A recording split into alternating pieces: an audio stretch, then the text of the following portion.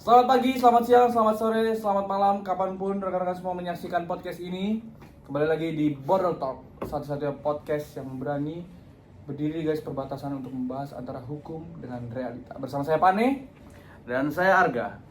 Ya Mas Pane, hari ini rasanya di studio kita energinya beda ya. Bener. Kayak lebih berasa serius gitu, tapi tetap hangat lah. Tetap hangat kan, tapi memang karena hari ini bahasan kita ini nggak biasa ini. Meskipun kita immigration, tapi hari ini kita nggak membahas terkait visa dan paspor di Mas Arga. Hari ini kita akan membahas tentang hak asasi manusia dengan tema kemerdekaan. Waduh, dalam banget pembukaannya. Yaudah, kita bakal bahas tuntas habis ini soal detensi atau penahanan imigrasi. Dan yang spesial, kita akan membedah dua raksasa sistem hukum, yaitu common law dari Amerika Serikat dan juga versus sistem hukum kita sendiri di Indonesia ini. Kita udah datangin dua pakar-pakarnya. Yang di sisi sebelah kanan ada dengan Mas Afrianda dari ICE, Immigration and Custom Enforcement. Selamat datang Mas. Terima kasih Mas Pane, Mas Arga, senang bisa duduk di sini. Ya, topik ini mungkin agak berat ya, tapi topik ini sangat penting untuk kita bicarakan di hadapan masyarakat luas. Bukan cuma itu, di sebelah kiri kita bisa lihat di sini ada Mas Brian, wajah baru birokrasi Indonesia. Mas Brian, pejabat dari Kemenimpas. Selamat datang Mas Brian. Baik, terima kasih atas sambutannya dan juga Mas Afrianda dan untuk para pendengar setia. Ini momen yang tepat untuk edukasi publik, terutama di era transisi kementerian kami. Nah, saya mau mulai dari Mas Brian dulu nih. Tadi disebut transisi. Kalau orang awam taunya imigrasi itu kan di bawah Kemenkumham ya. Kenapa sekarang harus punya kementerian sendiri yang digabung bersama saudara kita yaitu dari pemasyarakatan? Apa karena penjaranya mau dibanyakin? Justru semangatnya yang terbalik. Mas Arga, Presiden melihat bahwa fungsi pintu gerbang imigrasi dan pembinaan permasyarakatan itu strategis. Dengan berpisahnya dari kementerian induk yang lama, rantai birokrasi dipotong. Harapannya, penanganan isu termasuk detensi bisa lebih cepat. Kita ingin fokus pada keamanan negara, tanpa melupakan pelayanan publik. Menarik. Jadi ini soal spesialisasi dan akselerasi ya. Jadi bukan cuma sekedar ganti nama kantor gitu lah ya.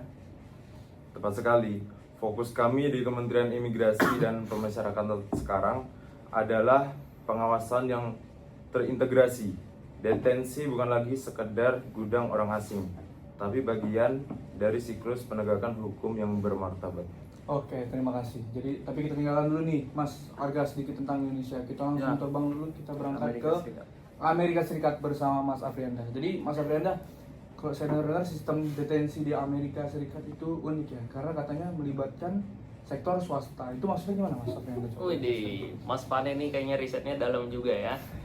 Jadi benar, di Amerika Serikat ini ICE bekerja sama dengan pihak ketiga atau kontraktor swasta untuk mengelola fasilitas detensi. Jadi ada perusahaan besar seperti GEO Group atau CoreCivic. Jadi tidak semua fasilitas itu milik pemerintah federal murni. Tunggu Mas, berarti penjara itu dikelola swasta Mas? Emang legal Mas? Nah, kalau di sana itu sangat legal. Ini adalah bentuk government contracting. Tujuannya itu untuk efisiensi operasional.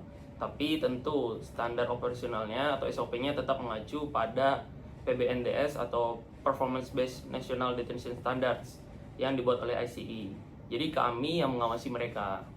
Oke, mantap juga ya. Tapi kita kembali lagi soal kewenangan ya Mas ya. Tadi di briefing disebutkan tentang mandatory detention. Bisa dielaborasi nggak Mas? Itu maksudnya siapa aja yang pasti kena tahan dan siapa aja yang nggak bisa pulang ke rumah?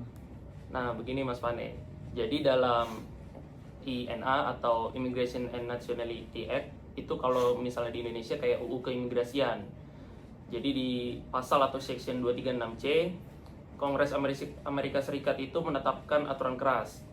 Warga negara asing yang masuk kategori kriminal, misalnya pernah dihukum karena narkoba atau kejahatan dengan kekerasan ataupun terorisme, itu wajib ditahan. Hakim imigrasi sekalipun tidak punya wewenang memberikan jaminan atau bond kepada mereka. Jadi mereka tuh harus dalam sel sampai kasusnya selesai. Lalu gimana kalau orang biasa Mas? Misalnya nih ada turis asing, lalu dia kehabisan uang, terus overstay, tapi dia nggak jahat. Nah itu gimana itu? Nah, Kalau itu bisa masuk diskresi atau kewenangan hakim untuk memberikan immigration bond semacam kayak uang jaminan gitu. Mahal nggak itu jaminannya mas?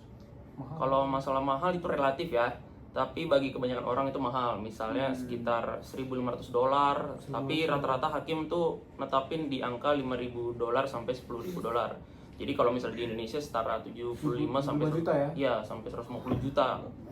Jadi uang itu harus disetor tunai ke pemerintah. Jadi kalau dia kabur, uangnya hangus. Kalau dia patuh datang sidang sampai selesai, uangnya bakal kembali. Oh iya. Nah, di sini nih letak perbedaan filosofisnya. Di Amerika, instrumen finansial menjadi alat pengendali utama. Kalau di Indonesia, kita tidak mengenal sistem uang jaminan, penangguhan, penahanan seperti itu dalam konteks keimigrasian. Pas nih berarti nih. Kalau kita dari AS kita coba beralih sedikit ke Indonesia nih Mas Brian. Kalau di AS itu kan di Amerika Serikat itu kan pakai uang jaminan. Nah kalau di Indonesia itu kalau orang nggak mau ditahan di rumah ini pakai apa? Nah, kalau di Indonesia itu di bawah rezim UU nomor 6 tahun 2011 kita mengenal sistem penjamin atau sponsor. Sesuai pasal 63, penjamin bertanggung jawab atas keberadaan dan kegiatan orang asing tersebut. Jika orang asing itu melanggar, penjaminnya yang kita kejar. Bahkan bisa kita kenakan sanksi. Jadi sebenarnya ini model kepercayaan aja ya mas ya, sebenarnya bukan setor uang ya. Nah, betul. Modalnya adalah garansi dari WNI atau koorporasi. Namun jika pelanggarnya berat atau dia tidak punya penjamin, maka opsinya adalah masuk Rudenim, rumah detensi imigrasi.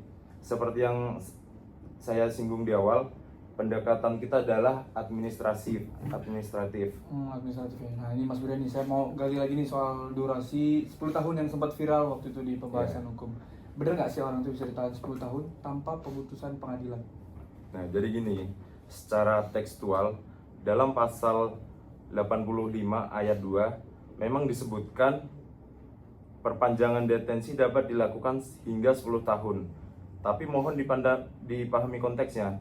Itu adalah ultimatum remedium atau upaya terakhir untuk kasus undeportable.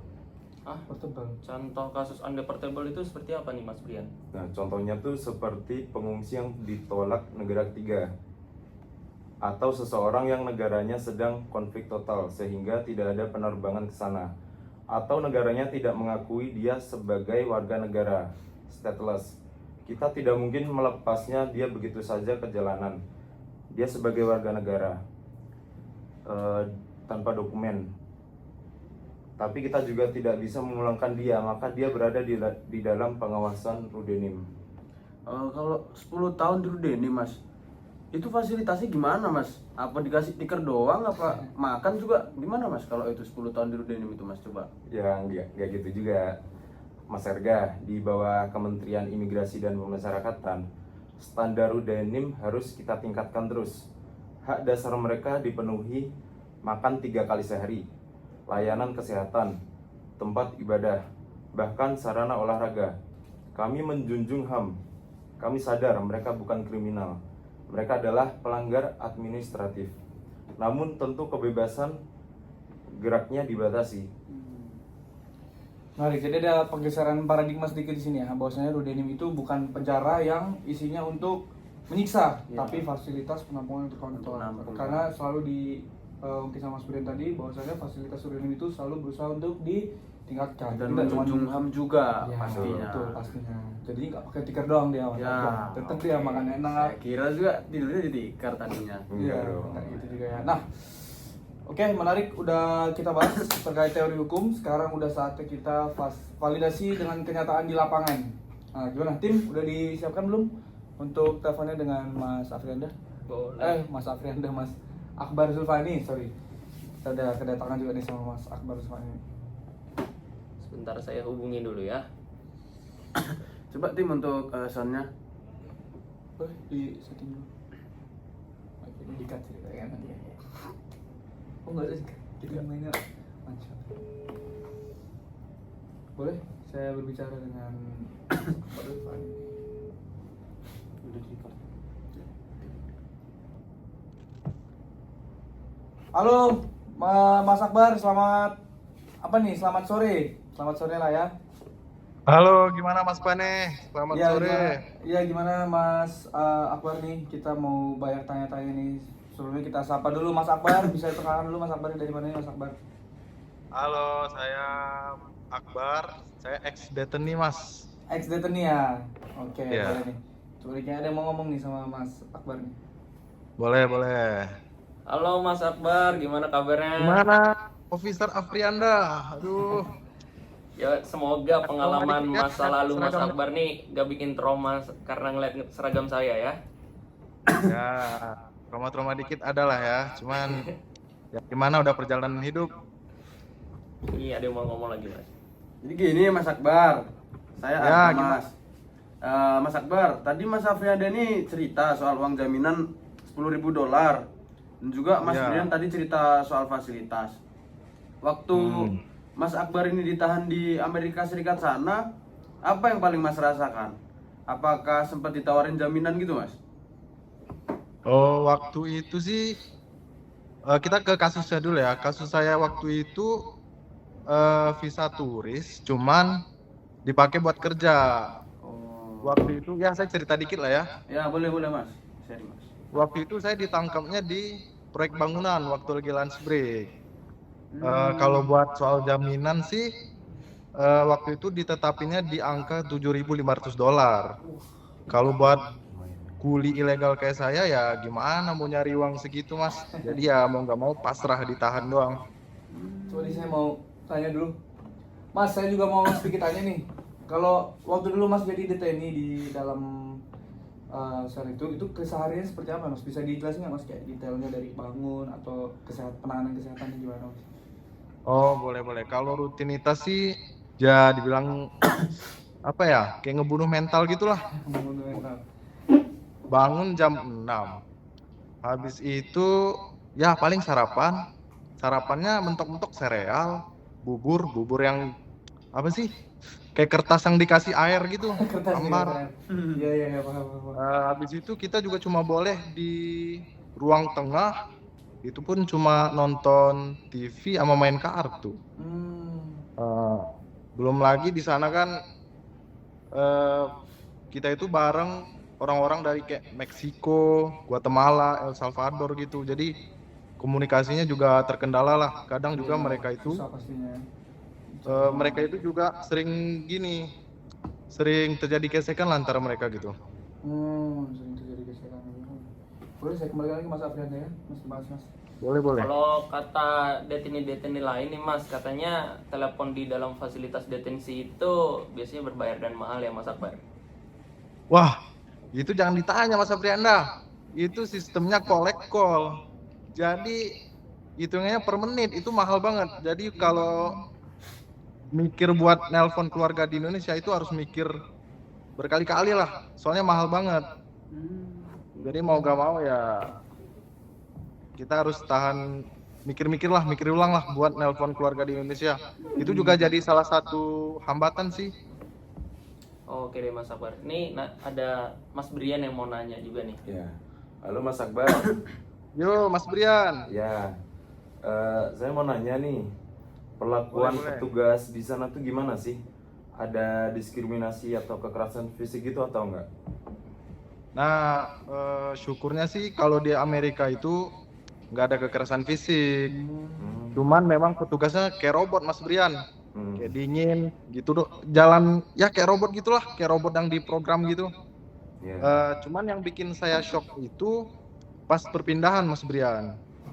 Kayak tangan dirantai, kaki dirantai, udah kayak hewan buas sumpah. Padahal kasus saya kan ya cuma salah visa. Iya. Wah, Ini Mas Arga mau bilang lagi. gila juga ya Mas Akbar, ngebayanginnya aja saya udah ngilu saya. Terus pulangnya gimana Mas prosesnya Mas? Nah, pulangnya itu setelah 3 bulan kayak gitu, saya suren Mas Arga, nggak kuat saya, nyerah. Hampir saya. Jadi saya minta voluntary departure. Saya tanda tangan dokumen, saya rela pulang dah daripada kayak gitu. Iya, Pak. Habis itu seingat saya, kalau nggak salah itu seminggu kemudian kalau nggak salah. Saya dibangunin tiba-tiba sekitar jam setengah 3 pagi atau jam 3 pagi itu, langsung dibawa ke bandara, Mas. Terus pas yang bikin saya kaget juga, saya itu benar-benar dikawal dari mulai tempat saya tidur sampai ke pintu pesawat, benar-benar kayak Berarti wah, seketat itu pengawalannya ya Mas Akbar ya. ya ketat parah. Wah, waktu itu udah di dalam pesawat, pas pesawatnya udah lepas landas, itu saya rasanya lega banget. Mm-mm. Ya walaupun saya nggak bawa uang buat keluarga, cuman ya alhamdulillah lah, lega banget. Oh iya Mas, ternyata ketat juga pengamanannya situ mau pulang juga Mas. Boleh Ya. Mas Arga, saya Iya, mau ketat parah. lanjutkan lagi. Mas Akbar, terima kasih, luar biasa banget cerita dan sharingnya, ceritanya sangat menggugah. Boleh nggak kami mau lanjutin dulu, tapi kita minta Mas Akbar ini tetap standby di line, siapa tahu nanti ada mau. Oke, siap Mas Pane. Oke, siap. Saya lanjutin dulu ya Mas ya. Oke. Mas Brian, Mas Afrianda, mendengar cerita dari Bang Akbar tadi, Mas Akbar tadi, itu kan dia kayaknya dilakuin kayak hewan buas banget, kayak tahanan, kayak orang Ngeri juga ya. ngeri banget ya kalau di dengar itu tadi ya, di Borgol-borgol gitu. pinggang, kaki di borgol dan sebagainya. Padahal kalau kita lihat lagi ya, kita tadi dari awal kita mau bicara tentang hak asasi manusia gitu, Ya, tentang betul. kemerdekaan seorang manusia gitu. Mm-mm. Kalau kita lihat dari kisahnya Mas Akbar ini, pelanggaran dia ini kan administratif. Iya. Nah, tapi- coba saya mau tanya nih pendapatnya Mas Afrianda sama Mas Brian ini kira-kira gimana untuk pelanggaran administratif tapi sebegitunya dibuat. Nah, begini Mas Pane, ini termasuk pertanyaan yang sangat kritis dan sulit ya. Jadi di Amerika Serikat ini pasca 9/11 yang tragedi yang kita tahu semua itu. Nah, di situ paradigma national security di Amerika Serikat itu berubah. Jadi prosedur pemborgolan atau restraint itu adalah SOP yang udah paling rendah, istilahnya udah paling baku untuk keamanan petugas dan publik. Jadi saat pada transport. Jadi kami tidak tahu apakah detailnya itu mungkin aja bisa ahli bela diri atau punya niat kabur. Jadi kami itu mukul rata. Emang sih terkesan tidak manusiawi, tapi itu harga yang harus dibayar untuk keamanan kita. Kalau dari perspektif Indonesia gimana Mas? Nah, jadi gini Mas Pane, kalau dari perspektif Indonesia itu, di kementerian baru kami mencoba lebih humanis. Pemborgoran itu biasanya hanya dilakukan untuk kasus yang tinggi atau saat pemindahan yang berpotensi ricuh. Jadi yang high risk, pelanggaran high risk begitu lah ya. Betul, yang high risk. Kalau deportasi biasa, seringkali petugas kami hanya mendampingi di samping, berpakaian seperti preman gitulah Mas Pane, Oke, preman gitu. agar nggak mencolok di bandara. Kami menjaga psikologi deteni juga di situ Mas Pane. Iya, jadi selama ini berangkat itu dia nggak yang mau melakukan hal-hal jahat juga lah. Iya, Dia udah betul. merasa tenang gitu. Ya. Ya di situ mungkin bedanya ya di Amerika Serikat sama Indonesia. Kalau di Indonesia ini kan ibaratnya budaya kita ya, itu kalau di bahasa Jawa itu kayak nguwongke lah. Nguwongke apa tuh Mas? Nguwongke Kalau itu. saya kurang tahu nih. Ya ini karena saya juga Izin kebetulan Mas, Jawa izin dikit nambahin ini. Mas. Itu memanusiakan manusia. Manusia. Oh, ada Mas Akbar lagi mau menambahkan gimana Mas? Saya juga kemarin itu dapat cerita dari teman saya yang kena tangkap di Malaysia. Oke. Nah, katanya di sana itu perlakuannya mereka lebih kasar lah daripada saya yang di Amerika.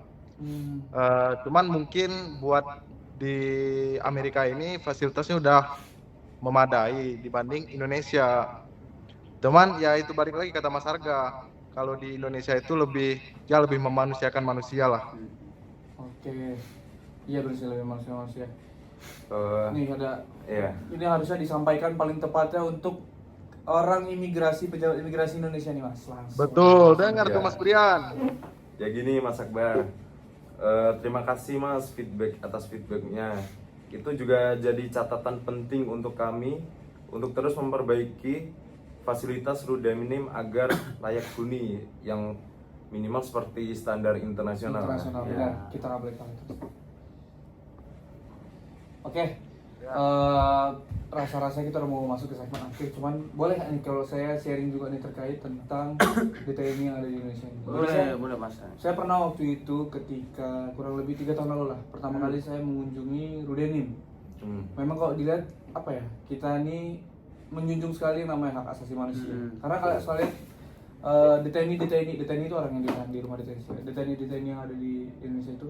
Ini kalau salah boleh dikoreksi ya Mas ya. Ya, Sebagai imigrasinya langsung, kalau kita lihat di Rudenim itu orangnya itu berbeda kayak yaudah duduk santai, dikasih makan. Bahkan pada saat itu saya datang 3 tahun lalu itu ada PS di dalam Rudenim Indonesia, ya kan? Itu artinya kan memang fasilitasnya sangat memanusiakan manusia. Dan hak-haknya juga dikasih semua ya. Cuman tapi takutnya kalau kita memanusiakan manusia itu sebenarnya sepertinya jangan over gitu. Ya. Karena takutnya nanti dia nyaman, Jadi dia nggak mau celahnya, balik ke negara ya. masing-masing kan. Kita terus yang bayarin itu kan, detaining-nya itu. Ya begitulah. Oke, makasih Mas Akbar, Mas Afriana, Mas Brian. Kita udah hampir habis waktu nih. Diskusi padat, singkat, tapi isinya daging semua. Daging Tadi semua, dari- full. Kita banyak banget belajar tentang bond di Amerika, penjam di Indonesia. Kita belajar juga tentang private prison di sana ya, dan Rudenim di sini. Serta cerita mahal tentang arti kebebasan dari Mas Akbar sebagai ex Ya, detainee di detainee. Amerika Serikat. Ya. Semoga Moralnya itu juga bermanfaat, jelas Mas ya Bani. hari ini ya. Yaitu nih, dokumen imigrasi itu bukan cuma kertas gitu loh. Itu nyawa kita juga kalau kita di luar negeri. Ya, jadi Iya jangan kan? anggap Jangan dianggap enteng Nggak gitu boleh doang. dianggap sepele. Penting. Saya setuju sih. Jadi pesan saya dari sisi Amerika Serikat ya, legal is the only way. Jadi jangan tergiur janji manis agen ilegal. Sekali lagi nih, jika udah masuk nih sistem detensi ICE, rekam jejak saudara-saudara sekalian itu akan cacat seumur hidup di cek-cekannya. data intelijen kami. Jadi saudara-saudara itu bisa di blacklist dari kami. Di blacklist. Iya. Nah, saya juga mau nambahin dikit nih. Pesan saya dari Kementerian Imigrasi dan Pemasyarakatan, kami hadir untuk memfasilitasi lalu lintas orang yang bermanfaat. Pintu Indonesia terbuka lebar untuk orang asing yang taat aturan. Tapi pintu detensi kami juga selalu siap untuk orang-orang yang mau coba. Dan bagi WNI, jadilah warga dunia yang taat hukum. Oke, terima kasih Mas Brian, Mas Afrianda, Mas Akbar juga yang sudah bergabung lewat video. Terima kasih atas wawasan yang luar biasa. Jadi bisa saya dapatkan kesimpulannya untuk hari ini adalah dari kata-kata Mas Afrianda tadi, legal is the only way ya. Betul. Jadi kemanapun nggak usah tergiur sama apapun yang ilegal karena itu berujungnya pasti buruk. Legal meskipun mahal tapi tetap dah patuhi aja semuanya. Ribet mau mahal tetap dipatuhin Aman. aja. Ya, yang penting aman. Oke. Ya, jangan lupa juga follow media sosial kita untuk potongan klip diskusi ini. Saya Arga. Dan saya Pane, ingat batas negara itu garis imajiner, tapi hukum di dalamnya sangat nyata. Sampai jumpa di episode berikutnya. Makasih Mas Afrianda. Terima kasih, Mas Pane, Pane. Mas Mas Arga. Akbar. Nih kita Ya. sambung Mas Akbar. Mas Akbar, makasih udah Terima kasih, sempetin Mas waktunya. Akbar. Thank you. Semangat ya Mas. Jangan jadi detainee lagi ya. Jangan jadi Iya. lagi ya Mas.